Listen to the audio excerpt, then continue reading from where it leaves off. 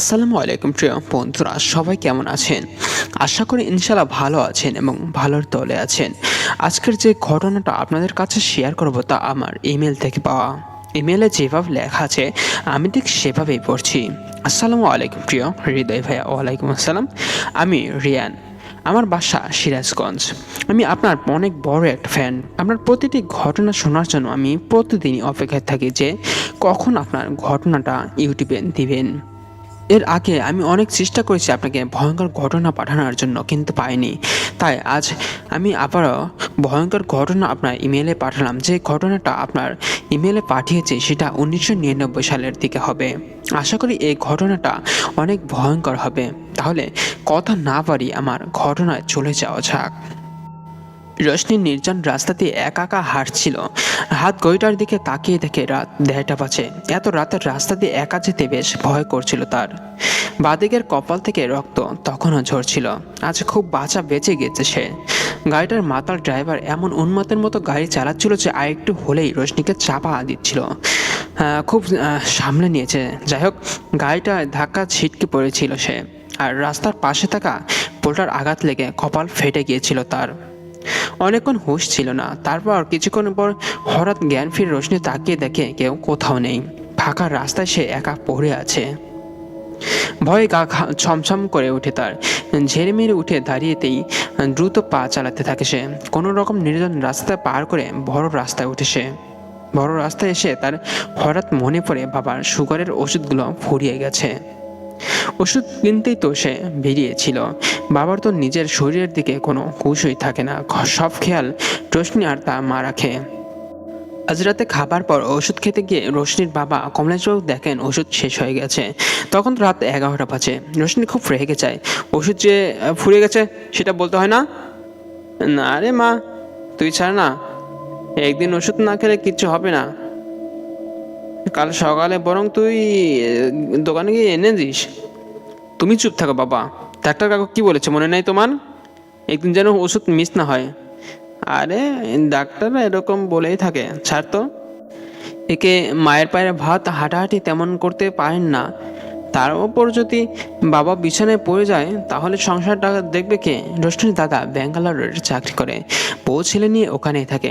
তারও তো বললেই আসা সম্ভব হয় না। তবুও বাবা নিজেই যত্ন নেয় না। রাগ হওয়াটা স্বাভাবিক। তাই ওষুধ ফুরিয়ে গেছে শুনে রোশনি নিজেই ম্যানিব্যাগটা হাতে নিয়ে বেরিয়ে পড়ল। যেখানেই যায় রিস্ট ওয়াচটা সব সময় পড়ে নেয়। তখন তার অন্যান্যতা হলো না। রোশনির মা মিনু দেবী আর কমলেশবাবু বারবার বললেন, এত রাতে বেরোস না মা, রাস্তাঘাট কিন্তু ভালো না। কিন্তু রোশনি সেসব কথায় কান না দিয়ে বেরিয়ে পড়েছিল। কিন্তু রাস্তায় বেরিয়েও আরও হতাশ হয়ে পড়ে। এত রাত, একটাও ওষুধের দোকান খোলা নেই। তবে ও শুনেছ স্টেশনের কাছে যে হসপিটালটা আছে তার কাছে একটা ওষুধের দোকান আছে। ওটা নাকি অনেক রাত পর্যন্ত খোলা থাকে। কিন্তু স্টেশনও তো বেশ দূরে। বাসে 10-15 মিনিটের মতো লাগে আর কি। আর দেরি না করে রোশনি বাসে উঠে পড়লো। আজ ওষুধ নিয়ে ও বাড়ি ফিরবে, তাতে যত রাত হয় হোক। একটু পরে স্টেশনে এসে গেলাম। রোশনি বাস থেকে নেমে পড়লো, কিন্তু ওষুধের দোকানও বড্ড ভিড়। যাই হোক, ভিড় এড়িয়ে ওষুধ কিনে বেরোতে 12:15 বাজলো। বেরিয়ে এসে বাস স্ট্যান্ডে অপেক্ষা করতে লাগলো বাস আসার জন্য। বাস স্ট্যান্ডে সে একাই অপেক্ষা করছিল। ঘড়িটা কাটা প্রায় 12টা ছুঁই ছুঁই। একটু ভয় করছিল তার।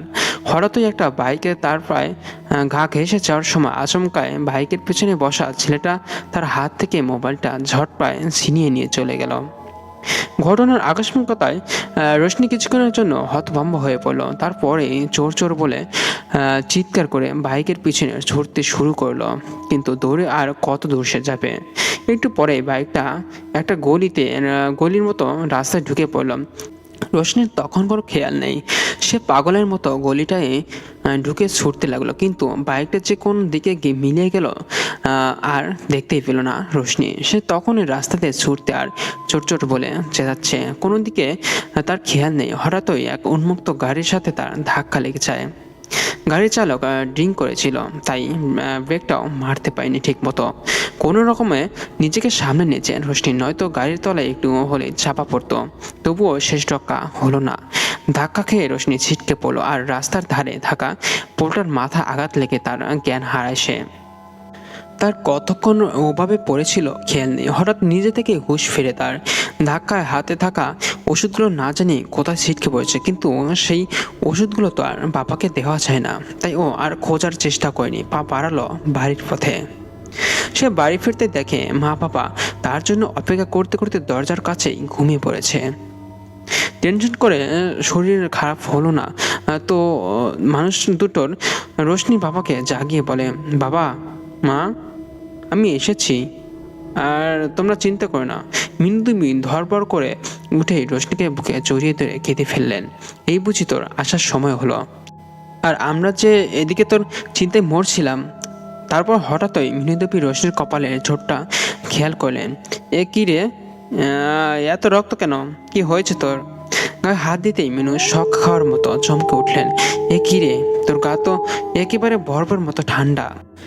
অবশ্য হবেই নাই বা কেন, অতক্ষণ ধরে রাস্তায় পড়েছিলি, গোটা হিমটা গায়ে লাগা আছিস। বললাম না নভেম্বরের রাতে গায়ে একটা চাদর দে। মেয়ে কথা শুনলে তো তারপর জ্বর বাঁধালে সেই তো আমাকেই ভুগতে হবে। আরে বাবা, আমার কিচ্ছু হবে না তো। ঘটনাটা শোনার আগে রুচির সব ঘটনা খুলে বলে মাথায় ব্যান্ডেজ করে দিতে দিতে মিনুদেবী বললেন, তোর বাবা বলল কাল সকালে যা, কিন্তু তুই সেই আজ যেতে গেলি কেন? মোবাইলটা গেছে, যাক, তোর যদি কিছু হয়ে যেত। হ্যাঁ। পরের দিন সকালে রশ্মির একটু তাড়াতাড়ি ঘুম ভেঙে গেল। কি আশ্চর্য, কাল যে ওরকম ভাবে চোট লাগলো কোনো ব্যথায় অনুভব করতে পারছিল না। রশ্মির শরীরটা এতই ফুরফুরে লাগছিল, মনে হচ্ছিল যেন ওজন অনেকটা কমে গেছে, হাওয়ায় যেন ভেসে ভেসে চলেছে সে। তখনও ভালো করে সকাল হয়নি, একটু অন্ধকার ভাব তখনও রয়েছে। রোশনি ভাবলো মা বাবা তো এখনো ওঠেনি, ওদের উঠতে উঠতে এখনো অনেক দেরি হবে আর কি। ততক্ষণে নিজেই একটু চা বানিয়ে খেয়ে নেই, এই ভেবে রোশনি রান্নাঘরের দিকে গেল। রান্নাঘরটা একটু ভেতরের দিকে, আর জানালাটাও একটা, তাই বেশ অন্ধকার ছিল রান্নাঘরে। রোশনি আলো জ্বালাতে গেল, কিন্তু সুইচ দেওয়া সত্ত্বেও আলো জ্বলল না। অথচ লোডশেডিং হয়নি, তাহলে ফ্রিজ চলতো না। লাইটটা ফ্রিজ হয়ে গেছে ভেবে অন্ধকারে কোনো রকম গ্যাসও ওভেনটার দিকে গেল, কিন্তু এদিকে যেতেই আবসা আলোয় দিকে আপনমস্তক কালো চাদরে ঢেকে যেন কে যেন দাঁড়িয়ে আছে। মা, এত রাতে তাড়াতাড়ি উঠে পড়েছ? রোশনি প্রশ্ন করে, কিন্তু রহস্যময় মানুষটি কোনো উত্তরই দিলেন না। বুঝেছি, ম্যাডামের অভিমান হয়েছে বলেই কালো চাদর পরিহিত ব্যক্তিটি জড়িয়ে ধরল রোশনি। কি করব বলো, কাল তোমার কথা না শুনেই বেরিয়ে গেছি আসলে। রোশনির হাত দুটো ছাড়িয়ে পিছনে তাকাতেই এবার সে গায়ের চাদরটা খুলে ফেলে। চোখ দুটো তার সম্পূর্ণ কালো, কোথাও সাদা ভাব নেই। এতটুকু মুখের ভেতর থেকে ভয়ানক দাঁত দেখা যাচ্ছে, যেন ছুরির ফলা। ওই দাঁত যেখানে বসাবে ঘুবলে মাংস তুলে নেবে, অনেকটা সারা গায়ে এতটুকু মাংস নেই। হাড়ের ওপর চামড়া, দুটো হাতে অসম্ভব বড় নখ, আর ডান হাতে নোংরা মতো অস্ত্র।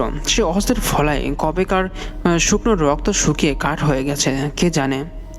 এমন বিভৎস রূপ দেখে রোশনি চিৎকার করতে লাগলো, কিন্তু শুধু ঘোঙানির মতো শব্দ বেরোলো। বিভস্ত মূর্তিটা হঠাৎই বা হাত দিয়ে রোশনির হাতটা সজোরে চেপে ধরল। তারপর ভয়ঙ্কর গলায় বলল, তোকে তো আমি নিয়ে যাবই, কোথায় ফালাবি? আমার চোখে এড়িয়ে। এই বলে লোকটা তার হাড় বের করা বজ্র মুষ্টিতে রোশনির হাতটা ধরে টানতে লাগলো। তার লম্বা নখের খোঁচায় হাত কেটে রক্ত পড়তে লাগলো রোশনির। প্রাণপণে চিৎকার করতে লাগলো রোশনি, বাঁচাও, বাঁচাও আমাকে। ডাক্তারবাবু রোশনির পালস চেক করতে করতে বললেন, এমনিতেই তো কোনো প্রবলেম নেই, তবে পালসটা যাই হোক, হয়তো আমারই ভুল। মেয়েটা আমার ঠিক আছে তো? চিন্তিত কমলেশবাবু বললেন। ডাক্তারবাবু অয়ন সেন কমলেশবাবুর বন্ধু, এ বাড়িতে হামেশাই যাতায়াত তার। রোশনির নারী নক্ষত্র তার জানা আছে, কিন্তু আগে থেকে তিনি যে রোশনিকে চিনতেন, এই রোশনির সাথে যেন কোনো মিলই নেই শারীরিক মানসিক কোনো দিক থেকেই। মনে হচ্ছে কালকের ট্রমাটা এখনো কাটিয়ে উঠতে পারেনি, তাই হ্যালোসিলেশন হচ্ছে, তার জ্ঞান হারাচ্ছে। তবে তোরা ওকে নিয়ে আর ওকে একা ছাড়বি না, একদম বিপদ ঘটে যেতে পারে, ঠিক আছে? কয়েকটা ওষুধ লিখে দিয়ে এরপর বেরিয়ে এলেন অয়নবাবু। এদিকে ভোরের ঘটনাটা যে হ্যালোসিনেশন ছিল সেটা কিছুতেই মানতে ইচ্ছে করছে না রোশনির, কারণ তার হাতের নখে সেই গভীর আঁচড়ের দাগটা এখন স্পষ্ট, কিন্তু মা বাবা ওকে বলছেন ওর হাতের কাছেই নাকি এটা ছুরি পড়েছিল, ওতেই নাকি হাত কেটে গেছে বেকায়দায়। বিশ্বাস করতে ইচ্ছে না করলেও সবার কথায় হ্যালোসিনেশন বলেই বিশ্বাস করতে শেষ পর্যন্ত রোশনি। পরের দিন বিকেলে চমকানোর আর দফা নাই রোশনির। দাদা বৌদি হঠাৎই বিকেলে হাজির হয় ব্যাঙ্গালোর থেকে ছেলেকে নিয়ে। আগাম খবর না দিয়ে সবার সাথে গল্প আড্ডা দিয়ে মনটা বেশ শান্ত হলো রোশনির। দাদার ছেলে অভিককে কোলে নিয়ে রোশনি বলল, আজও ও আমার সাথে শোবে, কতদিন দেখি না আমার বাবুটাকে। অভিকের গাল চিপে বলল রোশনি। রাত অভিকটা বুকে আঁকলে শুয়েছিল রোশনি। হঠাৎ গালে কি রকম ব্যথা লাগলো রোশনির। ঘুম ভেঙে গেল।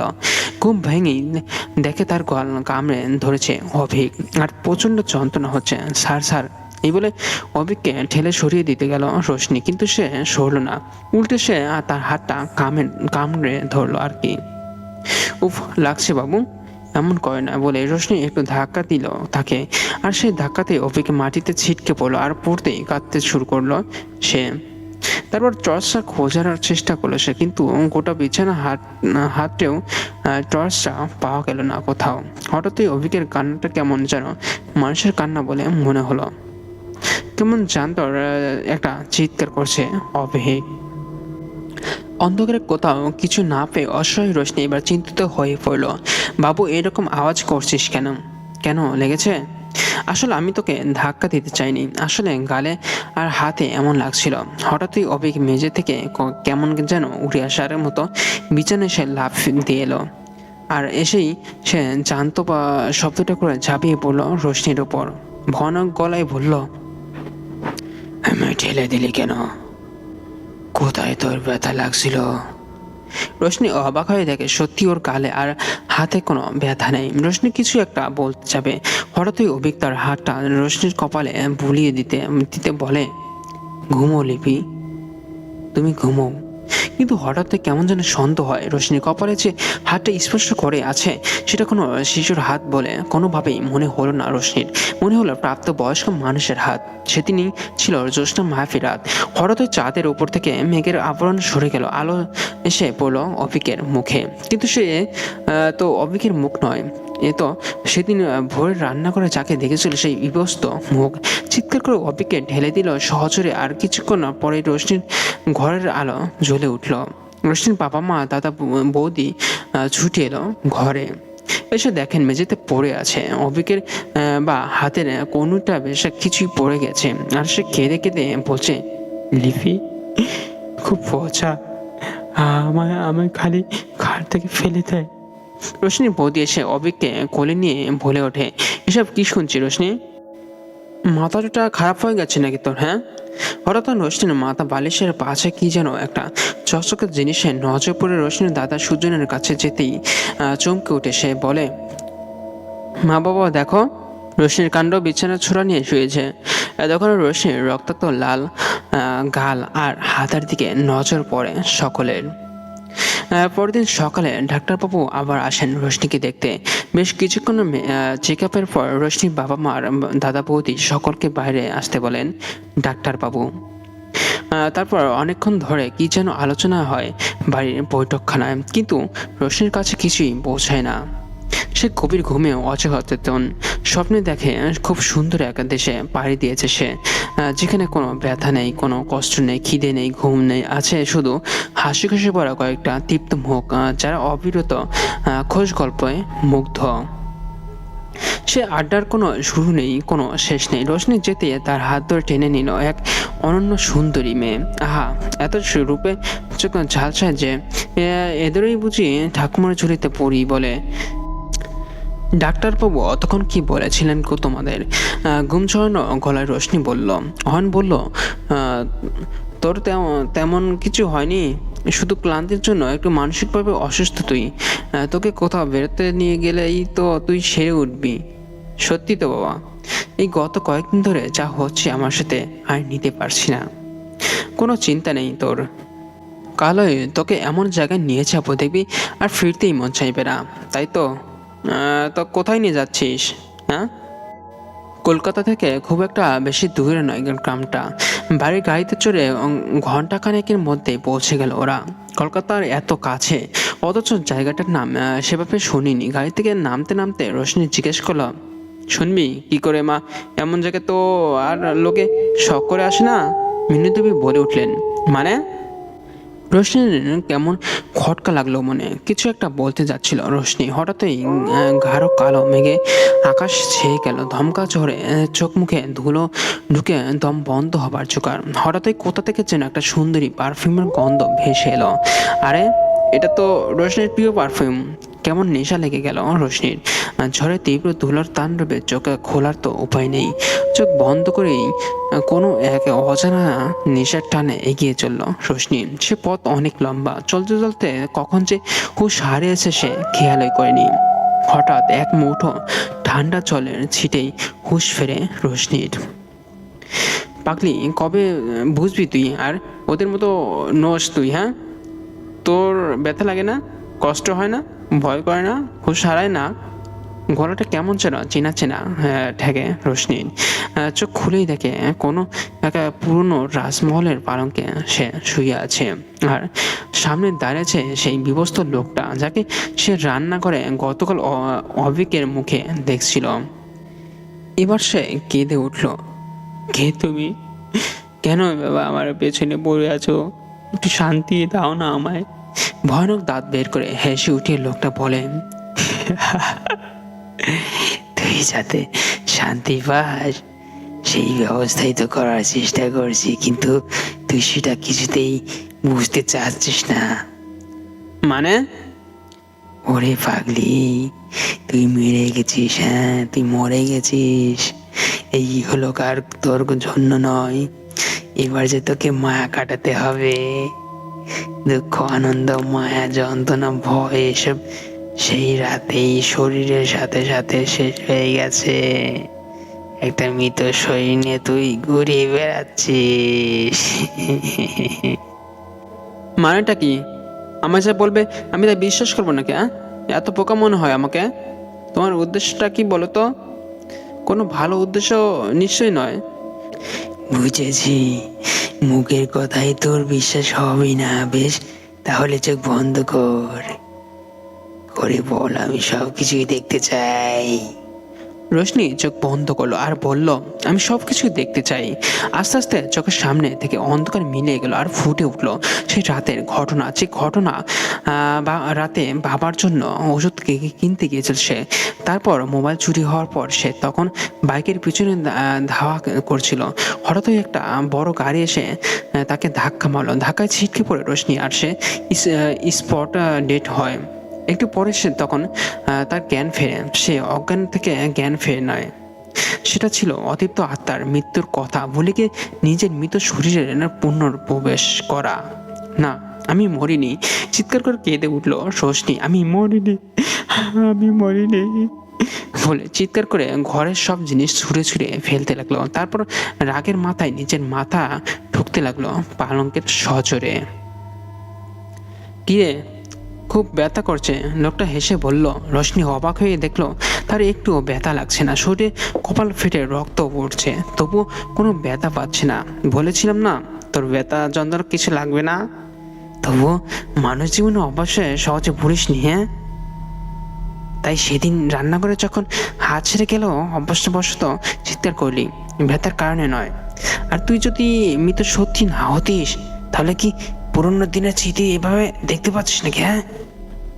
এতক্ষণে রোশনি নিজের মৃত্যুটাকে একটু হলেও মেনে নিয়েছে। বলল, কিন্তু আমি মরে গেলেও আমার বাড়ির লোক ঠিক আমায় ফিরিয়ে নিয়ে যাবে। ওরা আমায় ছেড়ে থাকতেই পারবে না। বোকা মেয়ে। লোকটা একগাল হেসে বলল, ওরাই তো তোকে রেখে গেছে এখানে, আর পাগলি, যাতে তুই আর ও বাড়িতে ফিরতে না পারিস। মানে? মানে আবার কি? তোর ওই দাদা কি শখ করে এসেছে ভেবেছিস নাকি? হ্যাঁ, তোকে ওই ডাক্তার দেখার পরে বুঝতে পেরেছিল, কিন্তু একটা গন্ডগোল হয়েছে। তোর পালস পাওয়া যায়নি। তারপরেই তোর দাদাকে ফোন করে ডাকে ওই অয়নবাবু। তোর দাদা কি কাজ করে সেটা তো তুই ভালো জানবি। ও তো প্যারানর্মাল এক্সপার্ট। হ্যাঁ, এসবের ব্যাপারে ওপর প্রচুর গবেষণা করেছে সে, তাই সে শুনেই বুঝে গেছে ব্যাপারটা কি। তাই পরের দিন বিকেলে এসে হাজির হয়, যদিও তোর মা বাবা বৌদিকে কিছুই জানায়নি। তারপর যে রাতে অভিকে সঙ্গে নিয়ে শুলি, সেই রাতেই তার দাদা নিশ্চিত হয়ে গেল যে তুই মৃত। পরদিন ডাক্তারবাবু এলেন, আর এবার চেক আপের পরও তার আরও বুঝতে বাকি রইল না ব্যাপারটা। তোর মা বাবা প্রথমে খুব ভেঙে পড়েছিল জানিস, ওরাও তোর মতো বিশ্বাস করতে চাইছিলেন না। হ্যাঁ আমি জানি, রোশনি ব্যস্ত হয়ে বলল। মা বাবা আমায় ঠিক রাখবে বাড়িতে, আমি যতই মরে চাই না কেন। দাঁড়া পাগলি দাঁড়া, পুরোটা শোন আগে। ওরা প্রথমে কাঁদলেও পরে বেশ ভয় পেয়ে গিয়েছিল। মৃত মানুষের সঙ্গে ওঠা বসা করতে কার না ভয় করে বলো। তাই তো সে ঘুরতে আসার নাম করে সকলে তোকে এই অবিন্দনন্দগড়ের গৃহে পৌঁছে গিয়ে গেছে। এই বাড়িতে কোনো জীবিত মানুষ প্রবেশ করতে পারে না, কারণ এই বাড়িতে কোনো পার্থিব পথ দিয়ে আসা যায় না, এক অপার্থিব রাস্তা দিয়ে আসতে হয়, যা দেখতে অনেকটা তোদের বাসায় ঘূর্ণিঝড়ের মতো। আর তোর দাদা এই অবিনন্ত গড়ের ব্যাপারে অবগত। কোনো ম্যাপে এই জায়গার নাম পাবি না, কারণ এই জায়গায় অপার্থিব ওদের কাজ ছিল তোকে এই প্রেতাত্মা গৃহের রাস্তা দেখানো। অনেকে পাগলামো করেছিস পাগলি, এবার আমার সাথে চল, তোকে গন্তব্যে পৌঁছে দিই আমার ছুটি। কিন্তু বাড়ির সবাইকে ছেড়ে আমি ওরে তুই আর ওদের মেয়ে নস না? হ্যাঁ, ওদের মেয়ে নস। ওরা আজ তোকে স্নেহ করে না, ভয় করে। তোর উপস্থিতি আজ ওদের কাছে আনন্দ নয়, আতঙ্কের কারণ। এবার তো চল, কতদিন ধরে কত খাটতেই না হলো আমার তোকে বোঝাতে যে তুই মৃত, কিন্তু তুমি কে, কি তোমার পরিচয়? হ্যাঁ, আমি ওই মৃত্যুদূত। মৃত শরীর থেকে নির্গত আত্মাকে সঠিক গন্তব্যে পৌঁছানোই আমার একমাত্র দায়িত্ব। কিন্তু আমি কোথায় যাব? কেন আজ ভোরে যে মিষ্টি স্বপ্ন দেখছি না, সেই জায়গাটা, সেখানে খোঁজখবর পেলেই শেষ হয় না।